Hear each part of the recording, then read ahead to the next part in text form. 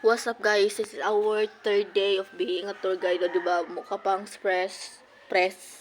mukha pang fresh sa umaga. Pero paghapon na, syempre, subukan din natin. Pero okay lang yan kasi ang ating talagang focus for the day sa pagiging tour guide is talagang palagi mo silang palagi ka nagsasalita sa kanila, nag-aas sa kanila. Pag nag-aas sila sa'yo, kailangan mo talaga silang sasagutin. Pag hindi mo alam, anuhin mo na lang. Pero hindi naman sa magsisinungaling, but parang kanang gumagawa ka na lang ng ng sagot. Kasi para hindi talaga ma-left behind or parang okay lang talaga yung flow ng tour. Pero sa umaga, o diba, hindi tayo stress, pero later stress na tayo. Pero okay lang kasi this is being of experience sa pagiging internship as tour guide, and this is really a great opportunity to me. Kahit ngayon araw sana sa Sunday wala akong OJT, pero syempre dahil ako yung mention doon sa GC, it's a big opportunity na talagang ikaw yung magtutour. Kasi hindi lang being a tour guide, hindi lang talaga yung pag-a-assist yung nararanasan ko, but yung malahat ng destination dito sa Cebu na pupuntahan ko ng libre. So that's for today, and see you later sa ating vlog.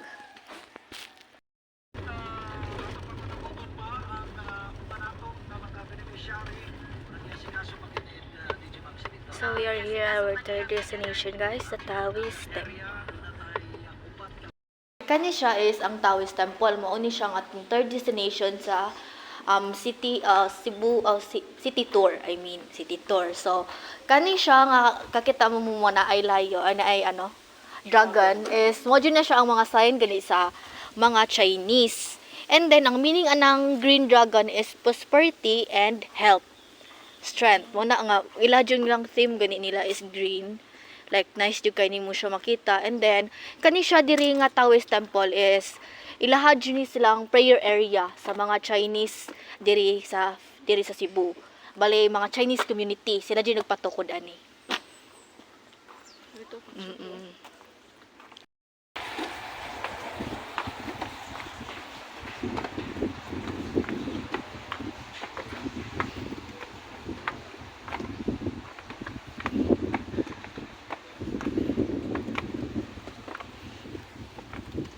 Katangason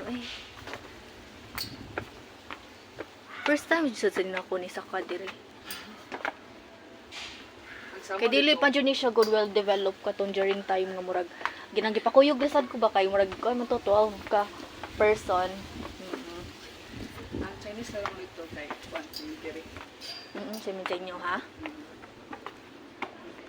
So mo ni siya ang taas nila. Nakahangak.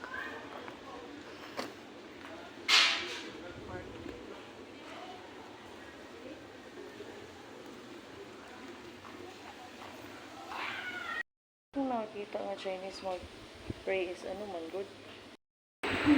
So we are here at Tiap San Diego Austral House, if I'm correct. And this is my tour guide from Cagayan. So ito din yung isang part na meron po silang mga santos or mga santo. Yes. At ito wait lang ha. Our Lady of Antipolo, if I'm correct. Yes, Antipolo. Wala siyang level.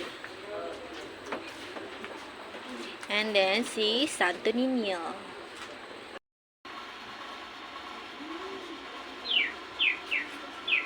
So guys, ari na mo sa among balay guys, mga unta sa among dako kayong lechon.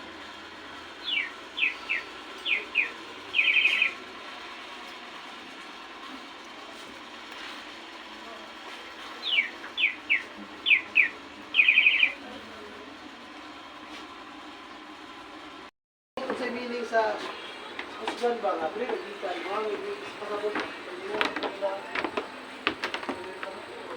wala ka dito.